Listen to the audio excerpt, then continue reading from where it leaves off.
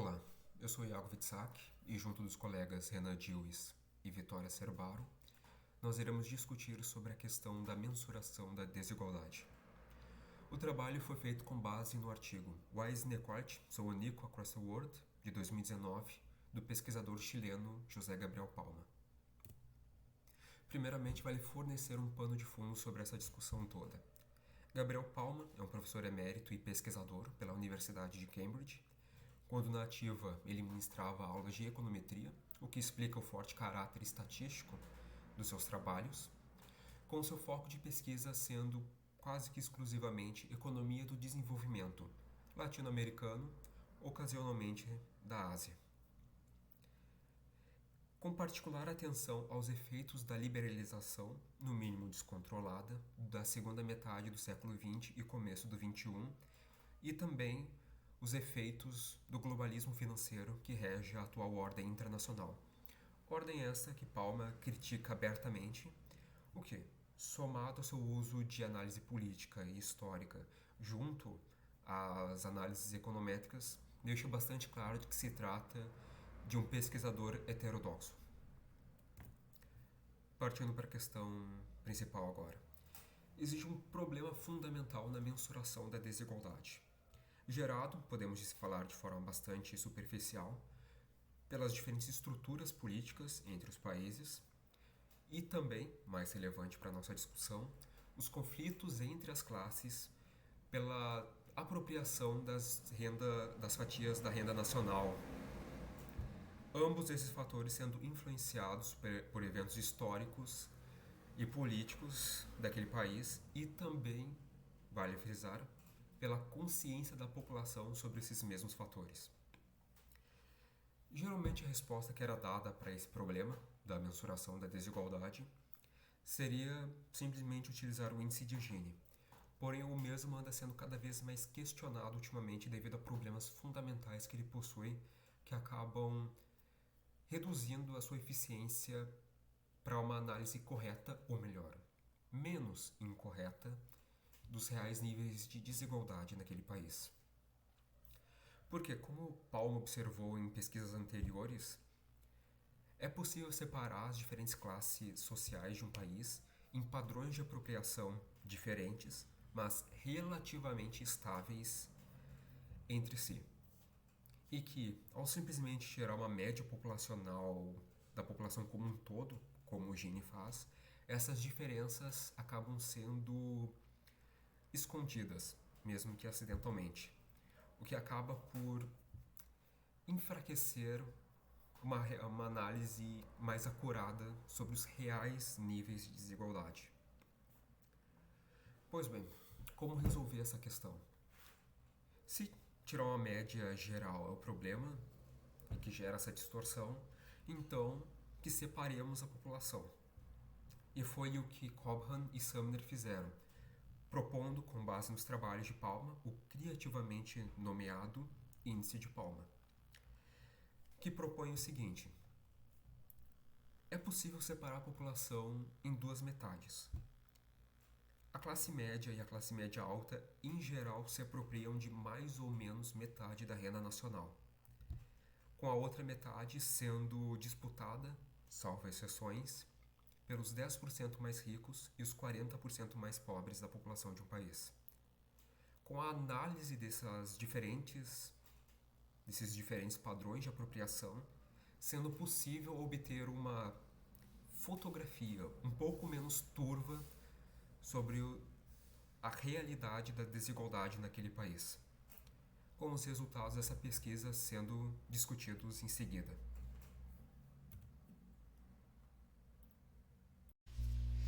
Como o Iago comentou aí, né, o resultado dessa pesquisa vai ser discutido agora, mas antes de ir para o resultado da pesquisa e para os gráficos ali que a pesquisa trouxe e os insights, eu queria trazer um panorama geral de como foi estruturado o artigo para vocês terem uma ideia aí, né, de como que eu dividi para trazer aí os gráficos das pesquisas. Apesar de ser pequeno o artigo, ele não tem tantas páginas assim, mas tem muitos dados e muitos gráficos também. E aí eu vou trazer aqui alguns para vocês. O artigo a gente pegou essa parte 1, ele é dividido em duas partes, então a parte que a gente está trazendo aqui para vocês é a parte 1. E ele também é dividido, essa parte 1 é dividida em três tópicos, né? O tópico 1, que é a distribuição da renda disponível no mundo. E aí, nesse tópico, o autor, ele divide aí em 5 fatos estilizados o resultado da pesquisa dele. Aí tem o tópico 2, que fala dos 7 padrões de desigualdade de renda disponível em dados de pesquisa ao redor do mundo, e o tópico 3 aí, que fala o outro método para medir a desigualdade, distância dos ativos distributivos. Aqui ele avalia o fato estilizado 1, né? Ele chega à conclusão aí de um fato estilizado 1. E aqui ele está vendo que a desigualdade depois de impostos e transferências é diferente entre os países. Então a gente tem aí, né, a gente consegue ver que tem um índice de Gini abaixo de 25, alguns, e outros têm quase 65, né? Essas letrinhas aí do gráfico, elas estão em como é utilizado nos endereços de sites eletrônicos. Então, por exemplo, ZA lá em cima, né, que está próximo de 65, é África do Sul.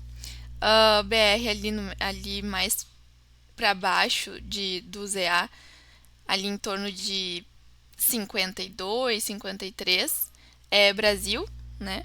E mais para baixo ali, então, o que tem um índice de Gini menor é o N, que é os países nórdicos.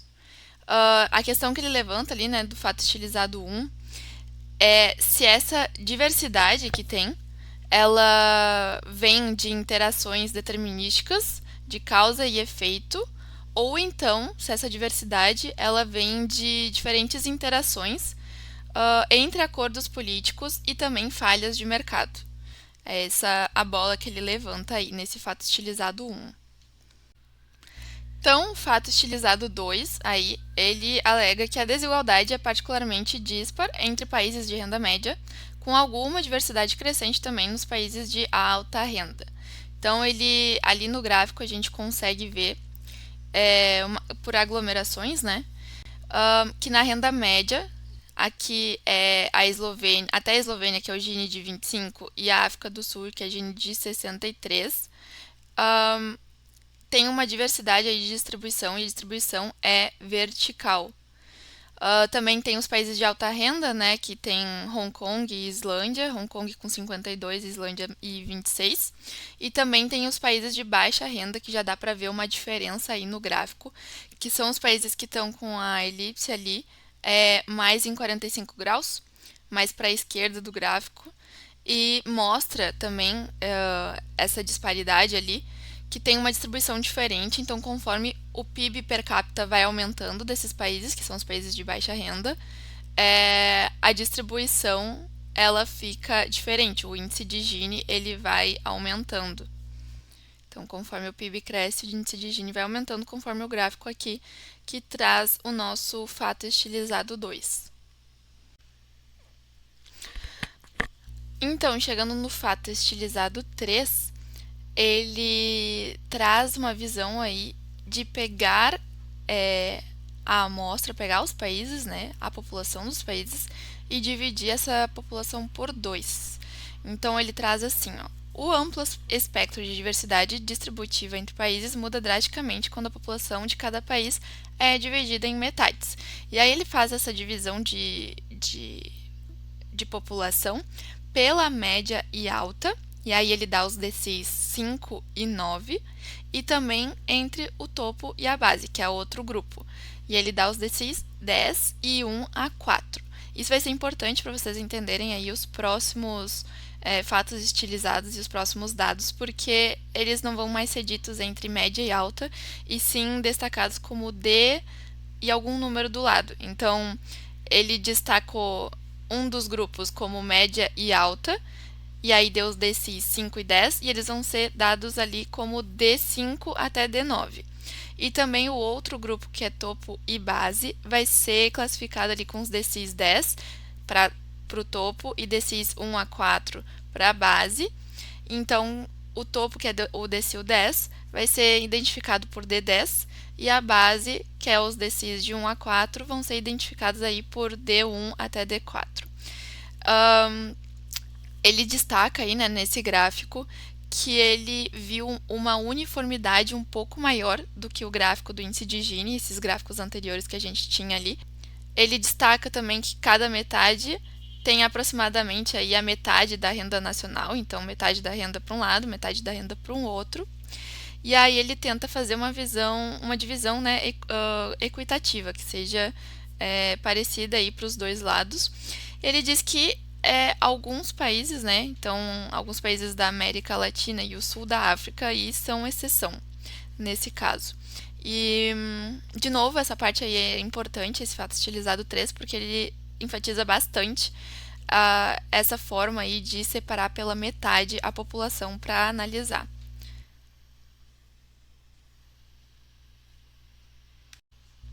No fato estilizado 4, ele divide entre três aspectos o estudo dele.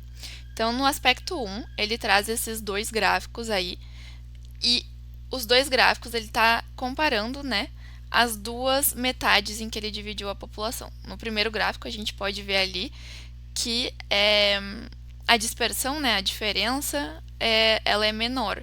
Então, no primeiro, ele colocou a metade da população, que está ali no D5 ao D9, lembrando, né, que é aquela população média. Vou voltar o slide aqui para vocês verem. Ó, que é a população média e alta, D6 do 5 ao 9. E depois, do gráfico do lado, ele coloca o topo e a base, ou seja, os top 10% da população e a base, que é 40%, que seria o D10 e o D1 ao D4. E ele vê que tem uma distribuição muito variável, que é diferente do gráfico ali da esquerda. Esse seria o aspecto 1 do fato estilizado 4 que ele trouxe. No aspecto 2 do fato estilizado 4, ele destaca que a homogeneidade ali das classes médias e alta tem sido estável ao longo do tempo, em muitos países, tá?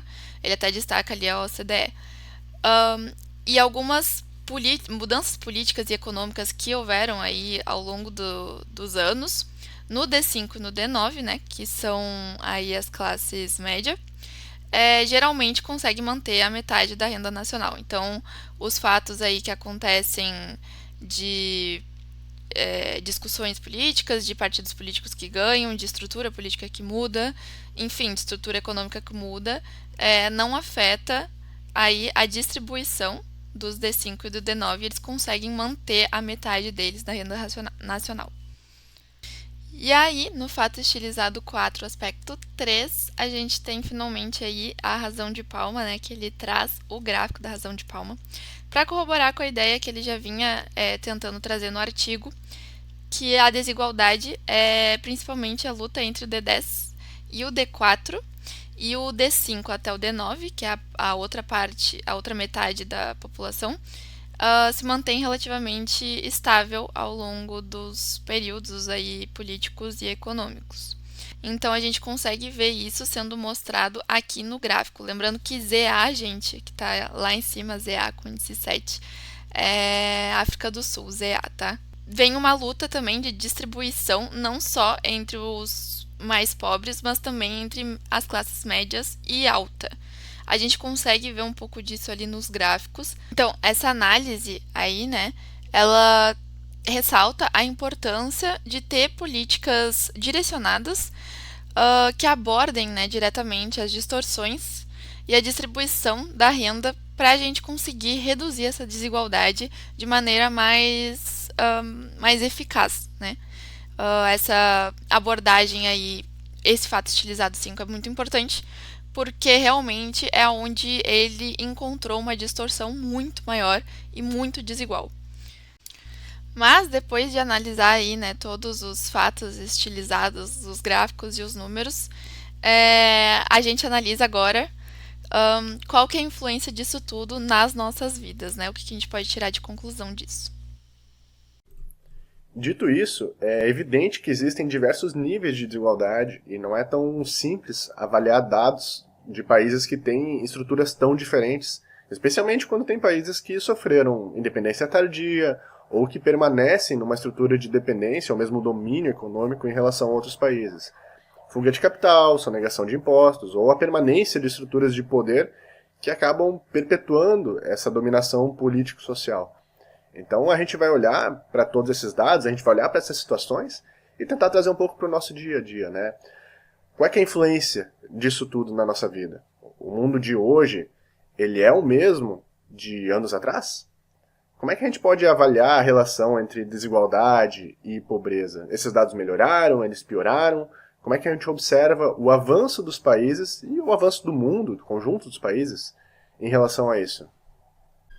Aqui a gente vai olhar para a desigualdade de uma forma mais macro, comparando questões de diferentes países também do mundo. E é muito difícil, se não impossível, a gente tratar desse tema sem a gente falar de pobreza, que acaba restringindo o acesso a oportunidades que são essenciais para o rompimento do próprio ciclo da pobreza. A educação, treinamento profissional, que acaba perpetuando a desigualdade.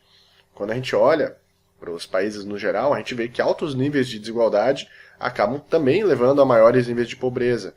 Esses altos níveis de desigualdade, eles acabam reduzindo o crescimento econômico, porque limitam a capacidade de consumo e também a produtividade da população mais pobre. Além de reduzir a qualificação da força de trabalho, que acaba afetando de forma geral negativamente a economia. E se a gente for olhar para fatores sociais, a gente vai ver que desigualdade e pobreza elas levam a tensões sociais, aumento da criminalidade, instabilidade política. Então, os sentimentos de injustiça e exclusão que existem, eles podem resultar em conflitos sociais também. Aqui a gente vai ter um gráfico que vai relacionar um PIB per capita com a expectativa de vida. A gente pode observar que países que têm um PIB per capita maior apresentam também uma expectativa de vida maior. Aqui a gente pode observar também por duas óticas diferentes. A primeira é, países com PIB per capita maior, a gente pode interpretar como sendo países mais ricos, que detêm uma estrutura melhor que possibilita uma expectativa de vida maior. Essa é uma ótica. A outra ótica é que a gente pode observar que países que têm uma expectativa de vida maior podem apresentar, por exemplo, uma população economicamente ativa maior, pode estar mais tempo produzindo, o que pode aumentar a riqueza do país também. São duas óticas diferentes. O que é fato é que a gente consegue inclusive visualizar, sem fazer nenhum cálculo, é que países que têm PIB per capita maior apresentam uma expectativa de vida maior.